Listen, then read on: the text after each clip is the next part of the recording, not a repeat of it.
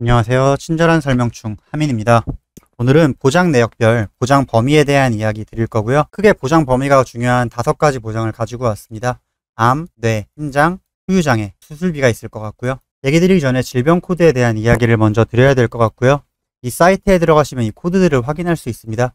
한국 표준 질병 사인 분류라고 하고요. 이게 중요한 이유가 있을 겁니다. 보험금의 지급 과정을 한번 볼게요. 우리가 뇌혈관 질환 보험에 가입했습니다. 그리고 뇌혈관 질환이 발병했다면 보험금을 지급하겠죠. 이게 우리가 일반적으로 알고 있는 경우인데 현실은 이렇지 않습니다. 뇌혈관 질환이 발병하면 질병 코드라는 걸 확인을 할 겁니다. 그리고 이 질병 코드를 검증할 거고요. 검증이 되면 보험금을 지급합니다. 즉 KCD의 질병 코드를 기준으로 보험금을 지급하는 거고요. 보장별로 지급하는 질병 코드들이 다 정해져 있습니다. 이걸 기억하시고 영상을 계속 들으셔야 할 거고요. 이제 보장 범위에 대한 이야기 드리겠습니다. 저번 영상에서 이 3가지 기억하시죠? 먼저 말씀드릴 거고요. 암을 먼저 시작해 보겠습니다.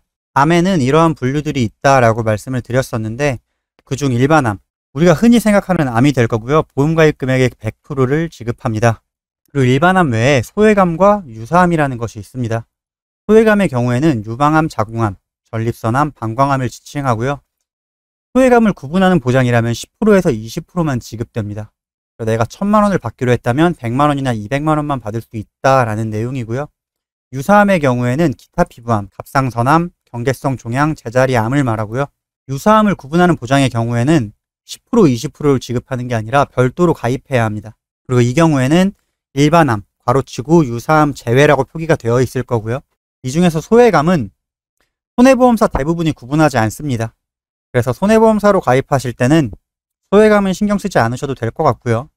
유사암 같은 경우에는 생명과 손해 대부분 보험사에서 구분을 하고 있기 때문에 일반암, 유사암 제외라고 되어 있는지를 한번 확인하시고 제외라면 별도로 가입하셔야 한다라는 걸 유념해 주시기 바랍니다. 그래서 암의 종류에 따라서 보장 금액이 달라지기 때문에 가입 전에 꼭 확인하셔서 정확하게 준비하셔야 하고요.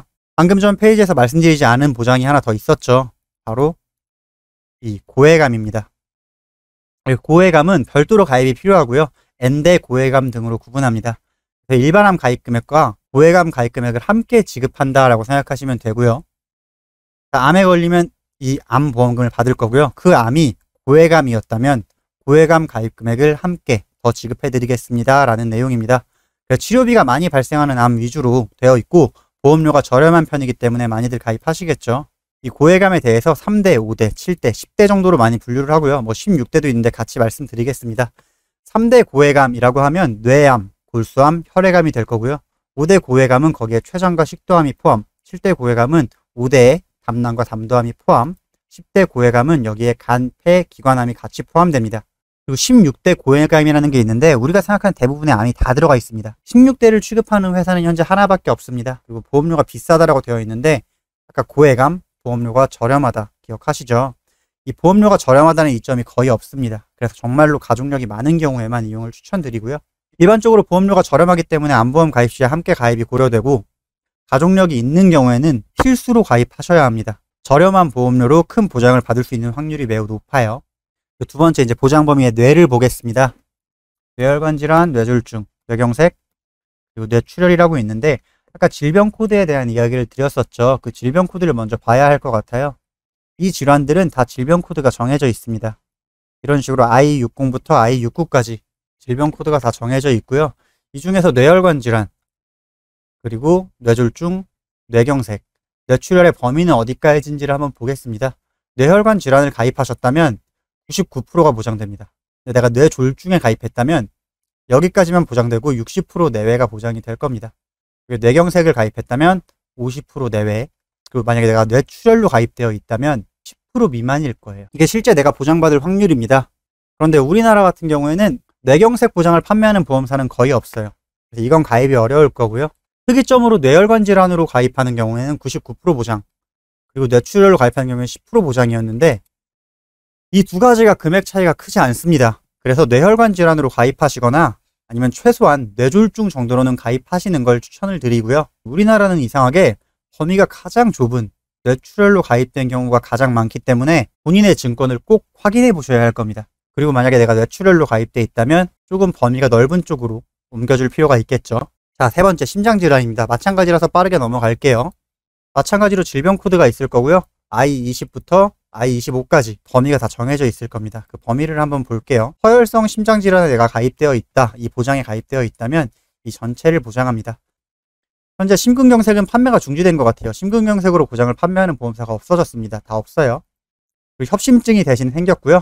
범위가 비슷합니다. 80% 내외를 다 보장받을 수 있고요.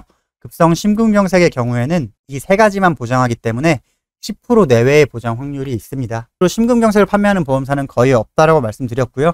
급성 심근경색과 허혈성 심장의 금액이 거의 차이가 나지 않습니다. 허혈성 심장 혹은 최소한 협심증 정도로는 가입을 하시는 걸 추천을 드릴 거고요. 마찬가지입니다. 범위가 가장 좁은 급성 심근경색으로 가입된 경우가 가장 많습니다. 이건 역시 한번 확인해 보시고요. 뇌 심장을 가입할 때 팁이 하나 있습니다. 이건 좀 집중해서 들어주시면 좋을 것 같고요. 기억하시죠? 여기에 추가로 수술비라는 게 있습니다. 뇌혈관 질환 수술비, 심장질환 수술비를 가입할 수 있는데 아까 말씀드렸죠. 이것들이 걸리면 경제활동이 어렵다고. 근데 과연 그럴까요? 과연? 실제로 이런 혈관 질환들의 경우에는 심각하지 않은 경우에는 경제활동이 다 가능한 경우가 있습니다. 그래서 가입할 때 팁을 하나 드릴게요. 수술비가 진단비의 5분의 1 미만이에요. 대부분. 근데 우리는 수술할 정도의 심각한 상태가 아니라면 경제활동이 가능하겠죠. 그래서 내가 보험료가 부담된다면 진단비를 줄이고 수술비를 올리는 플랜이 가능합니다. 실제로 이렇게 가입하실 경우에 거의 10,000원 가까이 줄어요. 조금만 가입하셔도. 진짜 금액을 크게 가입하시는 분들은 2, 3만원까지도 줄어들고요. 그래서 이 방법도 활용하시면 좋다라는 거 말씀드렸고요. 그리고 그래서 후유장애입니다. 이것도 많이 고민들 많이 하세요. 어렵기도 하고요. 일단 후유장애는 크게 두 가지가 있습니다. 질병 후유장애와 상해 후유장애. 질병 후유장애는 원인이 질병일 때, 상해 후유장애는 원인이 상해일 때, 원인에 기인한다라는 거 생각하시면 될 것 같고요. 또 두 가지로 크게 나눠져요. 80% 이상 후유장애가 있고 3% 이상 후유장애가 있습니다. 뭐 50% 이상도 있는데 비슷하니까 80%만 말씀드릴게요. 80% 이상 후유장애의 경우에는 80% 이상의 후유장애가 발생해야 가입 금액을 지급합니다.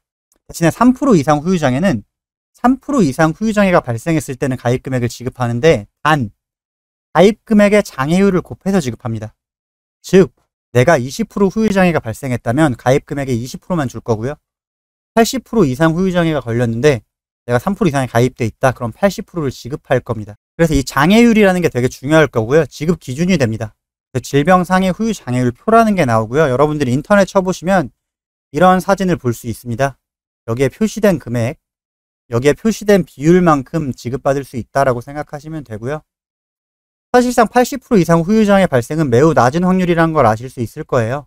그래서 3% 이상으로 가입해야 보장받을 확률이 높고 일반적으로 질병 후유장애가 상해 후유장애보다는 보장 확률이 높고 보험료도 비싸다라는 거 정도 알고 계시면 될 것 같습니다. 그리고 마지막 수술비에 대한 내용입니다. 수술비에서 우리가 제일 먼저 봐야 될 건 이 내용입니다. 최초 1회 아니냐, 수술 1회당이냐. 그러니까 처음에 한 번만 주느냐 아니면 계속 주느냐를 보셔야 되고요. 한인지 당인지 확인이 필수다라는 거 기억해 주시고요. 수술비에서 가장 중요한 내용입니다. 1호종 수술비냐, 엔대 수술비냐. 두 가지를 같이 가입할 수도 있기는 하지만 일단 비교해 보겠습니다. 1호종 수술비는 모든 수술이에요. 우리나라에 존재하는 모든 수술을 1종에서 5종까지 분류를 한 뒤에 종별로 수술비를 차등 지급하겠다는 겁니다. 1종은 얼마, 2종은 얼마 이런 식으로. 그다음에 엔대 수술비는 특정 수술이에요. 특정한 몇 가지 수술을 엔대 수술로 지정하겠다는 겁니다. 그래서 지정된 수술을 했을 때만 수술비를 지급하겠다라는 내용이고요. 종수술비는 모든 수술을 보장하고 엔대 수술비는 N값이 커질수록 범위가 넓어진다는 겁니다. 종은 모든 수술, 엔대 수술비는 몇 개를 지정할 거기 때문에 이 숫자가 커질수록 많은 게 지정돼 있겠죠.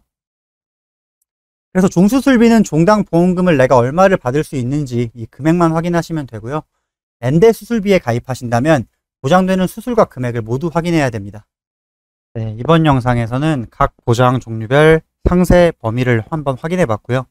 다음 영상에서는 유니버셜 보험과 그 꼼수 활용 방법에 대한 이야기 드리겠습니다.